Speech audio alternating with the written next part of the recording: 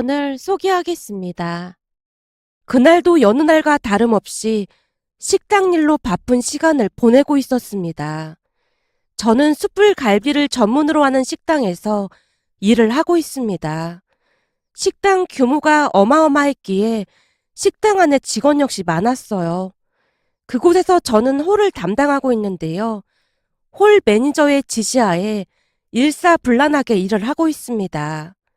직원들 대부분이 1, 2년 근무를 한 게 아니었기에 서로 눈빛만 봐도 통할 정도로 손발이 척척 맞았어요. 식당이 계속 번창하고 있던 이유 중 하나가 한마음으로 식당을 아끼는 직원들의 마음이었다고 해도 과언이 아니었으니까요. 우리 사장님은 어마어마한 카리스마를 자랑하는 분으로 처음에는 테이블이 몇 개 되지도 않던 작은 식당으로 시작을 했다는데요. 지금은 유명인들도 많이 찾아올 정도로 명물이 되었습니다. 하루 종일 발 디딜 틈 없이 식당이 북적북적할 정도였으니까요. 잠시 제 소개를 하자면 저도 참으로 기구한 삶을 살아왔다고 해야 할까요? 어느 날 회사에서 일하던 남편이 갑자기 사고로 세상을 떠났고 홀로 두 남매를 키우며 힘들게 살 수밖에 없었습니다. 남편이 세상을 떠난 뒤로 시부모님과 남편의 형제들은 혹여나 우리가 돈이라도 달라 할까 싶어 다들 피하기 일쑤였으니까요. 그러던 어느 날은 시어머님이 찾아왔는데요.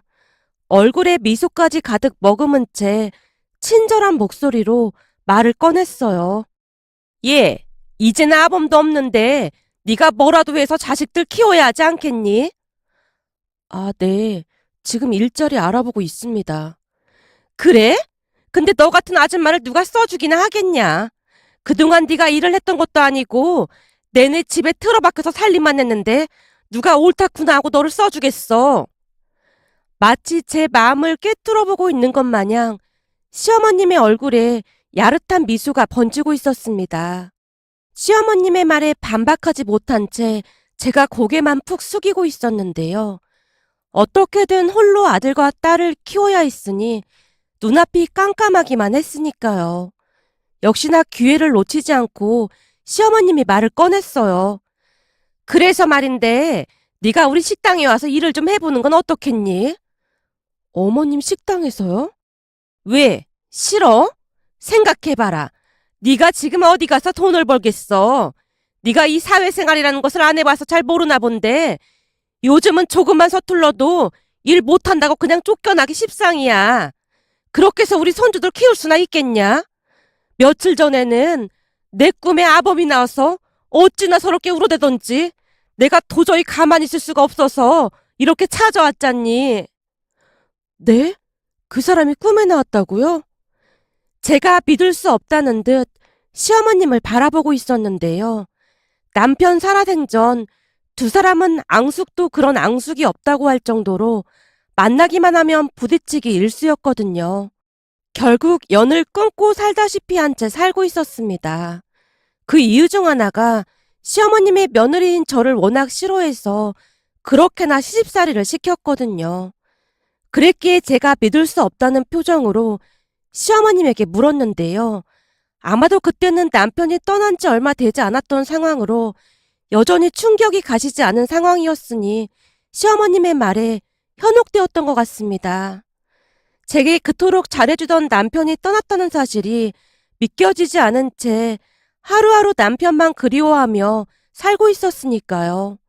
그리고 시어머님은 그런 제 마음을 이용해서 당신 맘대로 저를 휘두를 생각뿐이었으리라 짐작해 볼 뿐입니다. 눈에 눈물이 그렁그렁한 채 제가 시어머님을 바라보고 있자 시어머님이 쐐기를 박듯 말을 이어갔습니다. 말도 마라. 아범이 내 손을 꼭 붙들고는 너랑 손주들 잘 부탁한다고 그렇게나 신신당부를 하지 뭐니. 생떼 같은 자식들 두고 가려니 어디 눈이나 제대로 감았겠니. 내가 아범만 생각하면 숨도 잘 쉬어지질 않아. 시어머님이 조용히 고개를 돌려서 눈물을 찍어내고 있었습니다. 결국 제 눈에서도 쉴 새 없이 눈물이 흘러내렸고 시어머님의 거짓말에 속아 넘어가고 말았어요. 사실 일자리 구하기가 여간 어려운 게 아니긴 했으니까요. 그때 당시 어떤 일이 일어날지 짐작도 못한 채 시어머님 식당 근처로 이사까지 하고는 그곳에서 일을 하게 되었습니다. 그리고 다들 예상하셨겠지만 제게는 끔찍한 지옥문이 열리기 시작했답니다. 역시나 사람 인성 변하지 않는다고 시어머님은 새벽부터 저를 부려먹고 월급도 제대로 주지 않았으니까요. 거기다 마치 제게 복수라도 하듯 세상에 구박이란 구박은 다 했습니다. 그곳에서 저는 무려 2년이라는 시간을 일해주고 돈도 얼마 받지 못했어요. 워낙 작은 소도시였기에 시어머님을 모르는 사람이 없을 정도여서 다른 곳에 가서 일할 엄두도 못 내고 있었고요. 무엇보다도 지속적으로 시어머니에게 가스라이팅을 당하다 보니 나중에는 무기력해질 대로 무기력해진 채 그냥 아무 생각 없이 살았던 것 같습니다. 그러던 어느 날 제게도 광명이 찾아왔다고 해야 할까요? 지금의 사장님이 잠시 일이 있어 그 지역에 내려왔다가 식사를 하기 위해 시어머니 식당으로 들어왔거든요. 그냥 봐도 풍기는 이미지가 범상치 않아 보이는 그런 모습이었는데요. 인연은 인연이었던 모양으로 제가 잠시 사장님을 바라보고 있었습니다. 그 순간 시어머니가 제게 모진 소리를 했어요. 야, 너 뭐하고 있어? 가서 일하지 않고. 아이고 누야, 내가 너 때문에 제명에 못 살겠다. 이건 군뱅이도 아니고 빨리빨리 움직여야 할 거 아니야. 대체 몇 번을 알려줘야 알아먹을 거야. 시어머니가 손가락으로 제 머리까지 툭툭 치고 있었습니다. 그 뒤에도 시어머니가 계속해서 입에 담지도 못할 말들을 하고 있을 때쯤 식당에 들어온 사장님이 다른 직원에게 조용히 물었다고 합니다.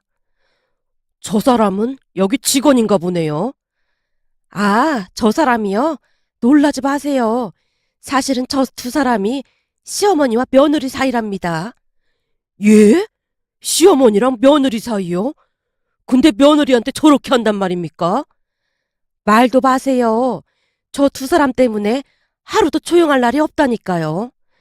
저 시어머니란 사람이 여기 사장인데 그렇게나 악독할 수가 없어요. 아들 세상 떠나고 혼자 된 며느리를 데려다가 저렇게 부려먹고 구박하고 아무리 그래도 저게 사람이 할 짓이 아니지 않습니까?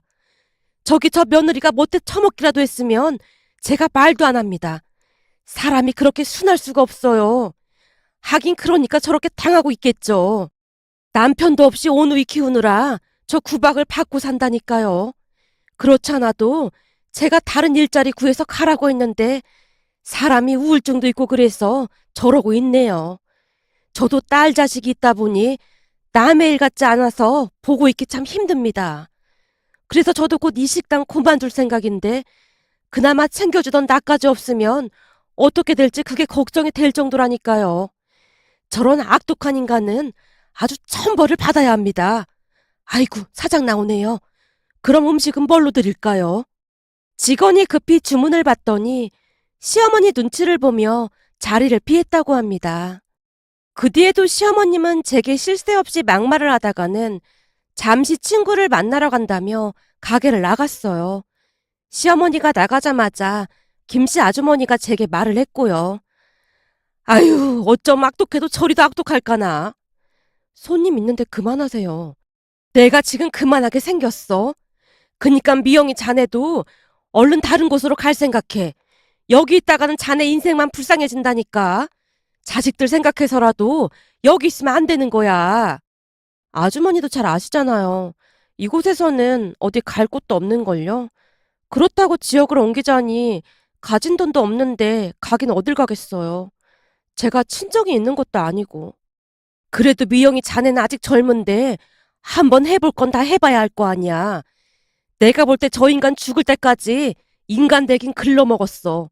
암튼 난 이번 달까지 하고 그만둘 거니까 자네도 잘 생각해보고 결정해.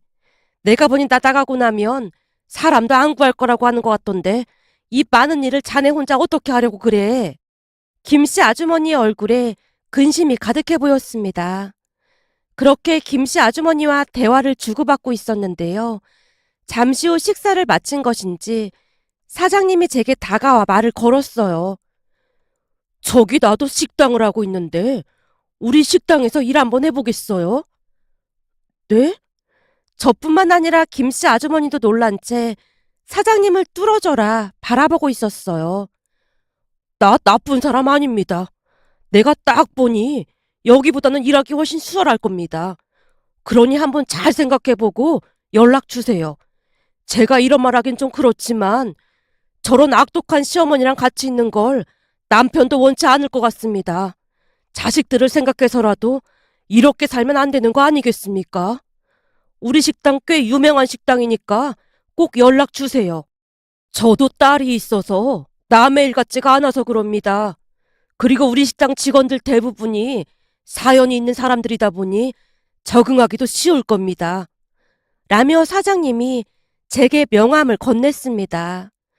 사장님이 가게를 나가자마자 제가 명함을 뚫어져라 바라보고 있었는데요. 김씨 아주머니가 기쁘게 외쳤어요. 그냥 무조건 가. 어디를 가도 여기보다 못하겠어. 어디 시어머니가 며느리 머리를 툭툭 치면서 욕설을 퍼부을 수가 있어. 그니까 무조건 간다고 해. 알았지? 그 뒤 저는 마치 뭐에 이끌리듯 명함에 있는 전화번호로 전화를 했고 사장님이 흔쾌히 출근을 하라고 했습니다. 그리고는 야반도주를 하듯 그곳을 떠나왔습니다. 한동안 시어머니가 저를 찾고 난리도 아니었다는데요. 제가 전화번호까지 바꿨기에 나중에는 그냥 자포자기했다고 하네요. 어느 날 제가 김씨 아주머니에게 전화를 해서 근황을 물었거든요. 전화를 받자마자 김씨 아주머니가 반가운 듯 물었어요. 잘 지내고 있지? 그 인간이 자네 찾는다고 온 동네를 들쑤시고 돌아다녔었는데 이제는 좀 조용해졌어. 지금 그럴 정신이 없거든. 네? 그게 무슨 말씀이세요? 그럴 정신이 없다니요. 그동안 자네 시어머니가 유통기한 지난 식재료도 막 쓰고 말도 안 되는 짓거리를 한 게 한두 가지가 아니었잖아. 대체 누가 신고를 한 건지 어디서 조사 나오고 난리도 아니었어. 조사를 하는 도중에 바퀴벌레가 떼거지로 나와서 조사하는 사람들도 시겁했다니까. 지금 동네에 소문까지 나서 가게 문 닫는다 만다 그러고 있어. 라는 말을 했습니다. 그때 당시에는 그냥 그러려니 하고 넘기고 말았는데요. 한참 나중에 사장님이 조용히 말을 꺼냈어요. 그 가게 문 닫은 거 들었나요?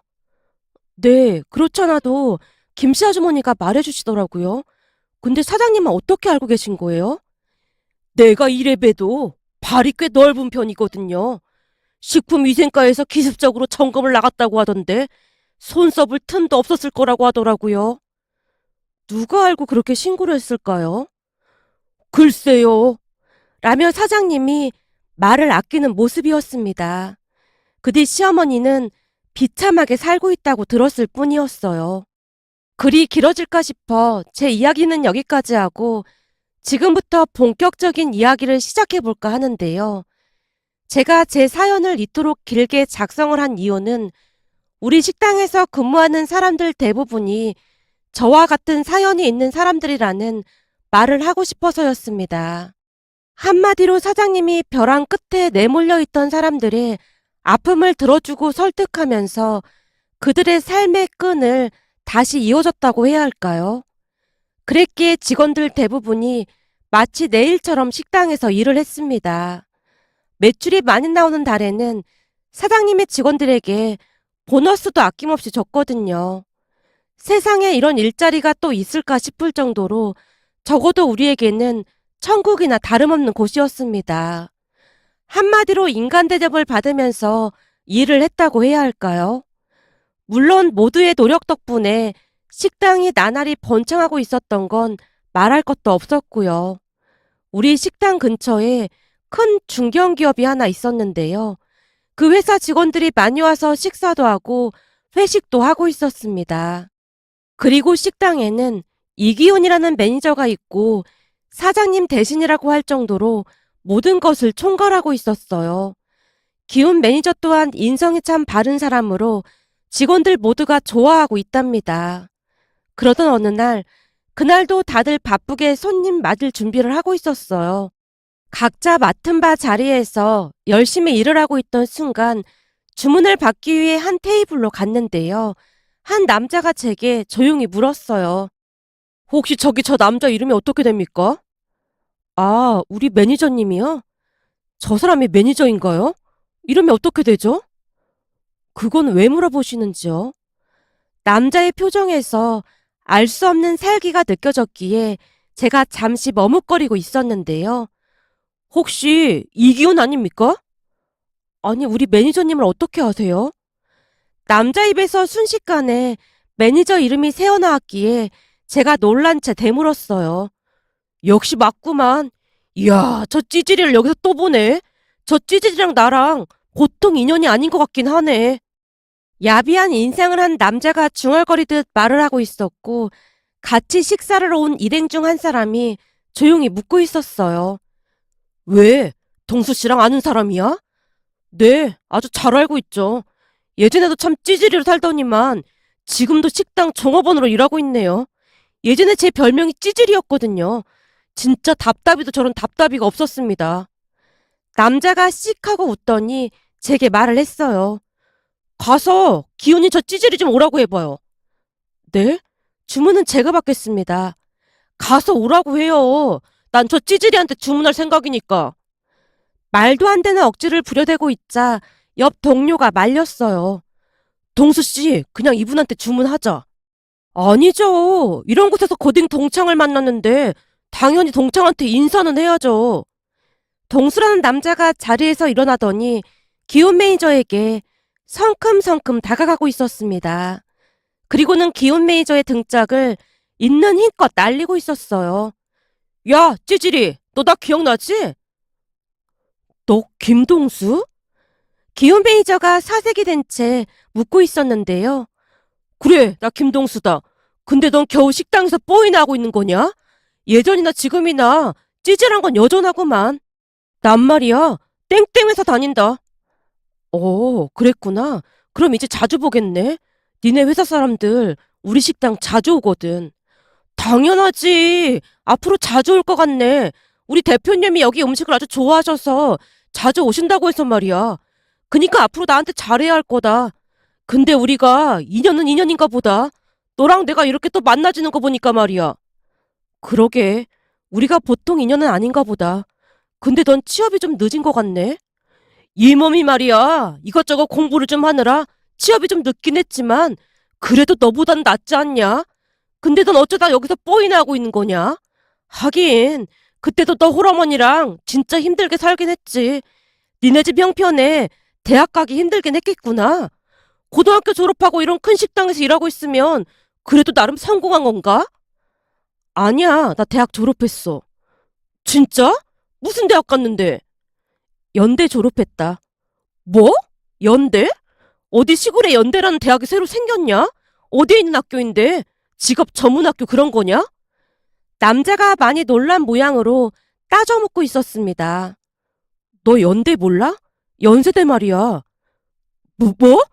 연대 고대할 때 그 연대 말이야? 몰랐구나. 우리 집안 형편이 어렵긴 했지만 나 학교 다닐 때 공부는 꽤 잘했어. 그래서 연대 경영학과 졸업했어. 하긴 넌 그때쯤 미국으로 떠나서 잘 모를 수도 있었겠구나. 기혼 매니저가 당당하게 말을 하고 있었는데요. 그 모습에 기분이 상할 대로 상했던 모양인지 동수라는 남자의 얼굴이 일그러져 있었습니다. 그러는 동수 너는 어느 대학 나왔어? 미국에 있는 대학 나왔겠네? 그리고 내가 한마디만 할게. 이제는 우리가 고딩도 아니고 친구한테 찌질이라는 말을 하는 건 좀 격이 떨어지는 말이 아닐까? 어? 격이 떨어져? 너 많이 컸다. 네가 감히 나한테 격 떨어진다는 말을 다 하고? 그럼 너는 연대 나와서 겨우 식당에서 일이나 하고 있으면서 쪽팔리지도 않냐? 아니 식당에서 일하는 게 뭐가 쪽팔려. 난 아주 즐겁게 일하고 있는걸. 암튼 앞으로 자주 볼 것 같은데 잘 지내자. 라며 기훈 매니저가 급히 일을 하러 가는 모습이었고 동수라는 사람이 기훈 매니저를 잡아먹기라도 할 듯 노려보고 있었습니다. 조금 멀리 떨어져 있긴 했지만 대화 내용을 얼추 들을 수가 있었거든요. 그냥 딱 보더라도 보통 사이가 아닌 것 같아 보였습니다. 그런데 그 뒤부터 그 동수라는 남자가 대놓고 기훈 매니저를 괴롭히기 시작했습니다.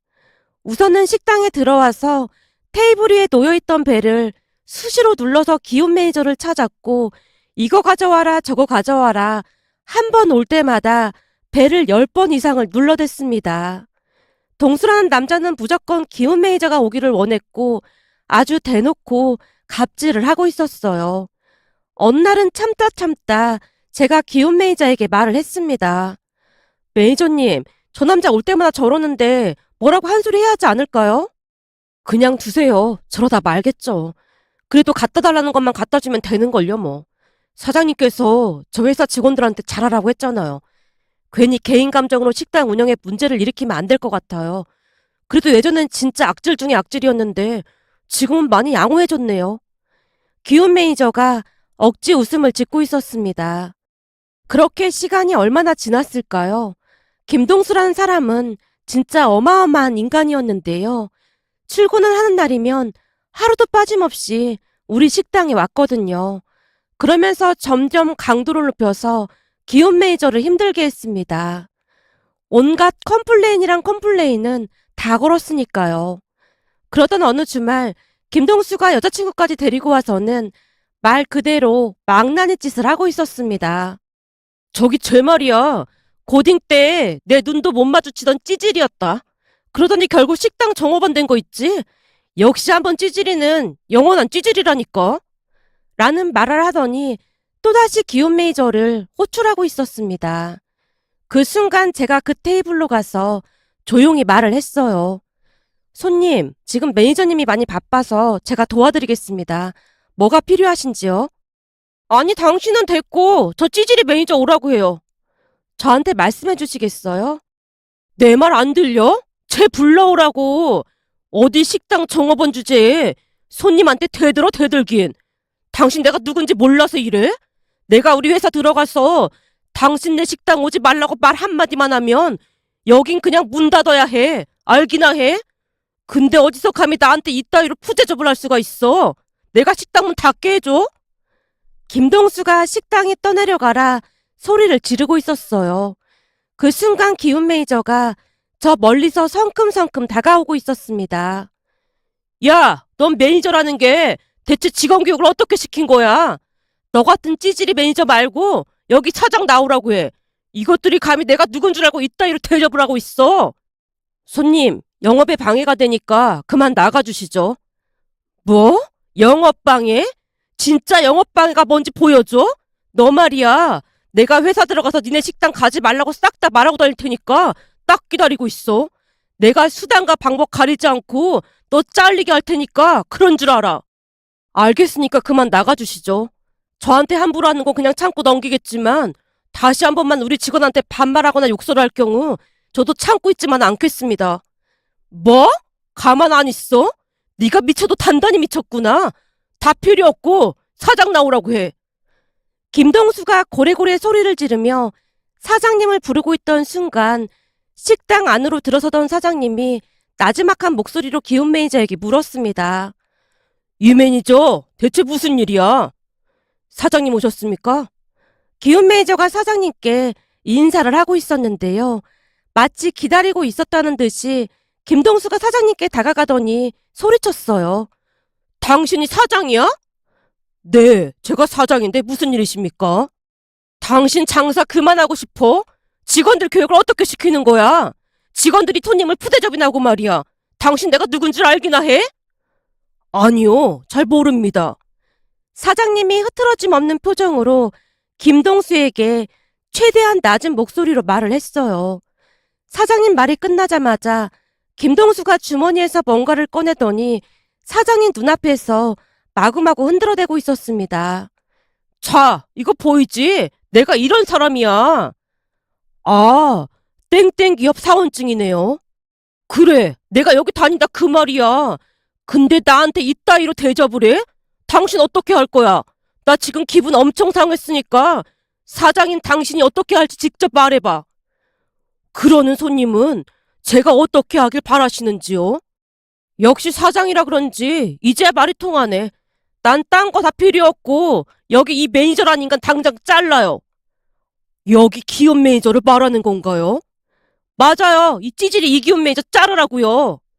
사장님의 말투에서 알 수 없는 무게감 같은 것을 느꼈던 것인지 반말을 일삼던 김동수의 입에서 존댓말이 튀어나왔습니다.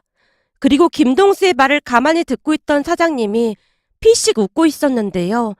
사장님이 김동수에게 기가 막힌 말을 꺼냈습니다. 저기, 기업 매니저는 제 아들인데 이 식당을 물려받을 아들을 그만두게 하라고요? 그것도 손님 말 한마디예요? 뭐라고요? 아들? 뭔 소리라는 겁니까? 저 찌질이 아버지 돌아가신 지가 언젠데. 김동수가 씩씩거리면서 소리치고 있었는데요. 사위도 자식이나 매 한 가지인 거 아니겠습니까?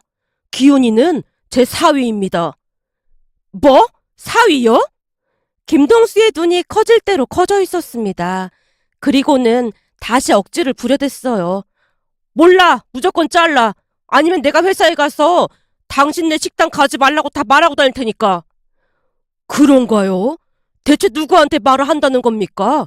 누군지 말씀해 주시면 제가 미리 전화를 해놓겠습니다. 아니죠. 손님회사 사장님께 전화드리면 될까요? 뭐? 우리 사장님? 어디서 허세를 떨고 있어? 당신이 무슨 수로 우리 사장님한테 전화를 해? 나도 얼굴 보기 힘든 사장님을. 글쎄요. 그건 두고 보면 알겠죠. 근데 그 회사에 언제 입사를 했나요? 내가 언제 입사를 하던 말던 당신이 뭔 상관이야? 그쪽 사장님하고 내가 어떤 관계인지 모르고 있는 것 같길래 물어본 것 뿐입니다. 근데 땡땡 기업 사장님은 그런 성품이 아니신데 직원을 잘못 뽑아도 한참 잘못 뽑은 것 같네요. 다음 주에 한번 방문하신다고 했는데 그때 말씀을 좀 드려야겠네요. 당신 괜히 다 겁주려고 허세 부리는 거지? 허세인지 아닌지는 총무팀 김태진 과장한테 직접 물어보시죠. 그리고 더 이상 소란 피우지 말고 그만 나가주시죠. 라며 사장님이 김동수에게 말하고 있었는데요. 사장님의 눈빛이 어찌나 매섭던지 김동수가 슬금슬금 꽁보니를 뺐습니다. 그 뒤 사장님이 기훈 매니저에게 조용히 말을 했어요. 이 매니저, 식사하시는 손님들 많이 불편하셨을 텐데 테이블마다 음료수 한 명씩 드리면서 사과드리세요. 네, 알겠습니다. 기훈 매니저가 빙그레 웃으며 테이블에 음료수를 돌리고 있었습니다. 그렇게 얼마나 지났을까요? 땡땡 기업 사람 몇 명이 다급한 표정으로 식당 안으로 들어왔는데요. 그 사람들 틈에 김동수가 잔뜩 얼어붙은 표정으로 서 있었습니다. 총무팀 김태진 과장이란 사람이 김동수에게 소리쳤어요. 얼른 사과드리지 않고 뭐하고 있어? 사장님, 정말 죄송합니다. 저희 직원이 큰 실수를 했습니다. 회사 밖을 나서는 순간 직원 한 사람 한 사람이 그 기업을 대표하는 거나 마찬가지인데 김동수 씨는 사장님이 추구하는 마인드와 전혀 맞지 않는 분 같더군요. 제게 사과할 게 아니라 우리 직원들에게 먼저 사과를 해야 하는 게 맞는 것 같습니다. 뭐해? 얼른 사과드리지 않고. 총무팀 김태진 과장이 김동수를 다그치고 있었는데요. 김동수가 머리도 들지 못하고 허리 숙여 사과를 하고 있었습니다. 그 모습을 가만히 지켜보던 사장님이 한마디를 더 했고요. 그리고 이건 내가 개인적으로 경고하는 건데 다시 한 번만 우리 아들한테 찌질이라든지 아버지가 없다든지 그따위 말하고 다니면 그때는 내가 수단과 방법 가리지 않고 당신한테 할 수 있는 모든 걸 다 할 생각이니까 그리 알고 있어요.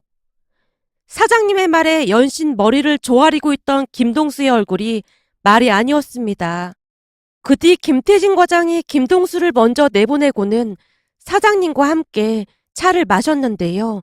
김태진 과장이 재차 사과를 했습니다. 본의 아니게 무리를 일으킨 점 다시 한번 사과드리겠습니다. 사장님께서 화가 많이 나 계십니다. 내가 웬만하면 그냥 넘어갈까 했는데 도저히 안 되겠어서 말씀드린 겁니다. 지금껏 식당 운영하면서 이런 일은 처음이었거든요. 네, 그렇지 않아도 사장님께서 인사팀장 불러다 야단치고 난리도 아니었습니다. 근데 김동수 저 친구 어차피 계약직이라 재계약이 안 될 것 같습니다. 계약직이었군요. 예, 계약서에 회사 이미지 실추 관련 사항이 명시되어 있어서 아마도 재계약이 어려울 것 같습니다. 라며 말을 했어요. 그 이야기를 듣고 있는 내내 어찌나 속이 시원했는지 모르겠습니다. 잠시 후 김태진 과장이 돌아갔고 사장님이 기훈 매니저를 앉혀놓고는 조용히 말을 했어요. 내가 몇 번이나 말했잖나. 이제는 내가 아버지라고. 근데 저런 인간들한테 왜 당하고만 있어? 그런 일이 있었으면 나한테 말을 했어야지. 아버님과 저 회사 사장님이 워낙 막역한 사이시잖아요. 괜히 문제 일으키고 싶지 않았습니다. 그리고 어차피 별 생각도 없는 인간이라 무시하면 그만이라는 생각도 했고요. 앞으로는 절대 당하고 있지 말게. 늘 말하지만 난 사람이 먼저야. 그게 누구라도 자네뿐만 아니라 우리 직원들한테 함부로 하면 난 절대 안 참을 생각이거든. 그 어느 때보다 단호한 표정으로 사장님이 기훈 매니저에게 말을 했습니다. 그렇게 며칠 뒤 땡땡 기업 사장님께서 식당에 찾아왔고 두 분이 식사를 하면서 대화를 나누고 있었는데요. 지나가는 말로 들어보니 두 분이 같은 지역 같은 고등학교 출신으로 호영호재하는 사이라고 했습니다. 아무래도 두 분의 가치관이 비슷하다 보니 더욱 가까워진 게 아닌가 싶었습니다. 그 뒤 우리는 한동안 김동수의 얼굴을 잊고 지냈는데요. 그렇게 몇 달이나 지났을까요? 어느 날 초췌해질 대로 초췌해진 김동수가 식당 안으로 들어오고 있었어요. 김동수가 제게 다가오더니 비굴한 표정으로 물었어요. 저기, 혹시 기훈 매니저님은 어디 갔을까요? 지금 잠시 외출 중이신데 무슨 일이시죠? 그럼 잠시 기다려도 될까요? 김동수의 말에 제가 고개를 끄덕이고는 다른 일을 하고 있었습니다. 잠시 후 기훈 매니저가 식당으로 들어왔고 김동수가 자리에서 벌떡 일어나서는 입을 열었어요. 기훈아, 그동안 내가 다 잘못했다. 나 한 번만 용서해주면 안 될까? 아니, 갑자기 찾아와서 그게 무슨 말이야? 그게 내가 얘기 들어보니까 이번에 재계약이 안 될 것 같다고 하더라고. 아무래도 그때 내가 이 식당에서 난리친 것 때문에 문제가 된 모양이야. 그래서 말인데 이 식당 사장님하고 우리 사장님하고 보통 사이가 아니라고 들었는데 니네 사장님, 아니지, 니네 장인어른께 부탁 좀 해주면 안 될까? 나 이번에도 회사에서 쫓겨나면 우리 부모님이 집에서도 내 쫓는다고 벼르고 계시거든. 사실 그동안 내가 사고치고 다닌 게 한두 가지가 아니다 보니 우리 부모님 진짜 나 가만 안 놔둘 거야. 거기다 재계약 안 됐다고 여자친구랑 또 헤어졌거든. 네가 나 좀 도와주면 안 될까? 내가 널 왜 도와줘야 하는 건데? 난 관심 없으니까 그만 나가줘. 기훈아, 내가 이렇게 부탁할게. 다 잘못했어. 제발 한 번만 도와주면 안 될까? 김동수가 기훈 매니저에게 매달렸지만 기훈 매니저가 바로 내쫓아버렸습니다. 그 뒤 우리는 김동수의 얼굴을 다시는 볼 수가 없었습니다. 사람 인성 쉽게 바뀌지 않는다고 하더니만 김동수를 보며 순간 저를 그렇게나 힘들게 하던 시어머니가 생각났는데요. 둘의 모습이 어딘지 모르게 많이 닮아있는 듯 해보였거든요. 그 둘의 모습을 보며 세상을 어떻게 살아가야 하는지 다시 한번 깨닫게 되었답니다. 오늘의 사연은 여기까지였습니다. 즐겁게 보셨다면 구독, 좋아요 부탁드립니다. 고맙습니다.